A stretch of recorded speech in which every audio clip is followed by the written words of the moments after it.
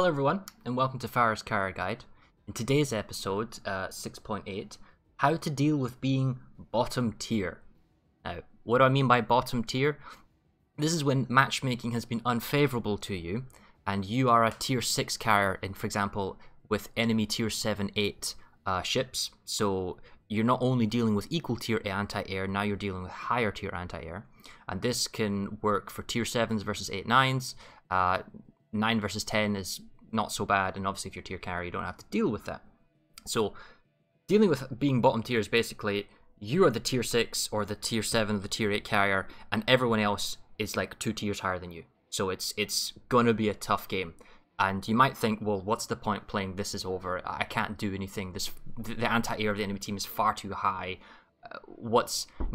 Help me here. What can I do? Well, there are a number of elements to pay attention before we go into our Wells Tactics training room, and we do have an example in the World of Warships aircraft carrier section forum where I have my main thread. There is a clip, and you can go and watch it around the 23-minute marker on episode 4 of Basic Tactics, is when I play a tier 7 Hiryu versus tier 9 ships on the map Okinawa, which is what we're going to showcase slightly in the Wells Tactics training room. Now, the main topics that we're covering here is patience, realistic expectations, the importance of scouting, and endgame bombing.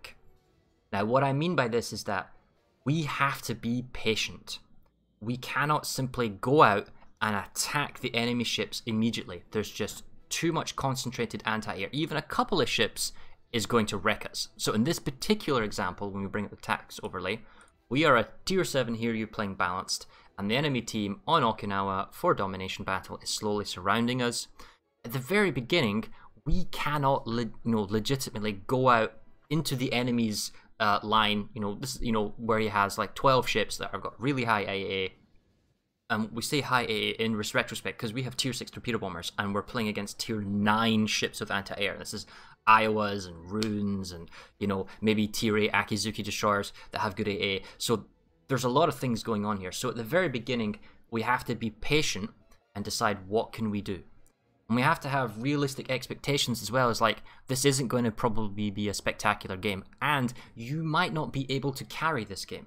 In normal games where if your team plays poorly, you can make up for that by killing off enemy ships, denying the enemy carrier from scouting, site denial, preventing him from bombing. You can support your team and you can win. However, when you are bottom tier, you have to anticipate that you can play flawlessly and have a really good game, get some kills, but your team just plays bad, and because you are a lower tier carrier, there are just some targets that you can't attack. There's just some things you just can't do. You don't have enough playing capacity.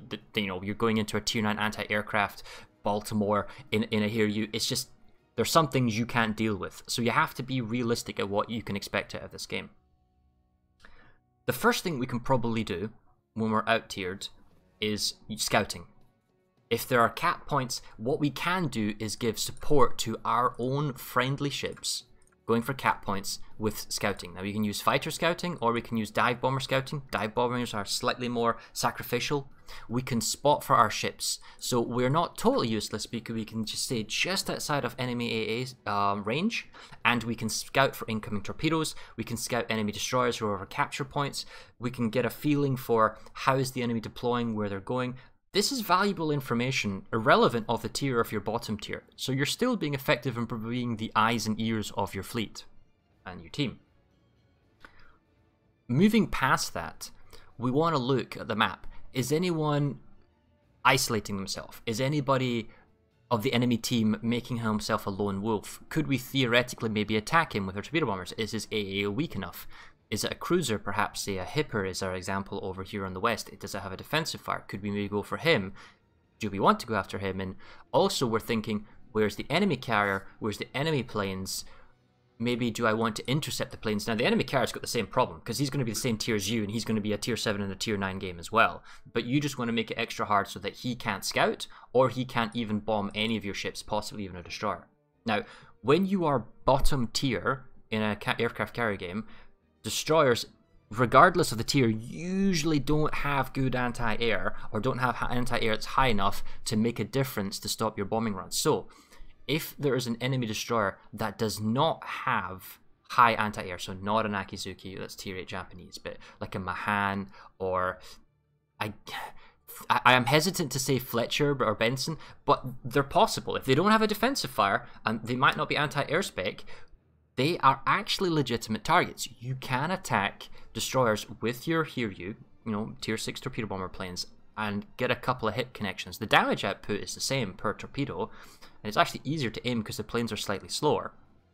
These are viable targets that you can go for, and this is maybe mid-game bombing that you can go for when you know where the enemy destroyers are and if they're away from their cruisers or battleships envelope. Moving on to endgame bombing, if there's an IO at the beginning of the game, we can't necessarily attack him. So this continues on from episode 6.2, which was neutralizing enemy anti-air. An IO at the beginning of the game has a lot of anti-aircraft guns, medium range, light range guns that are very powerful.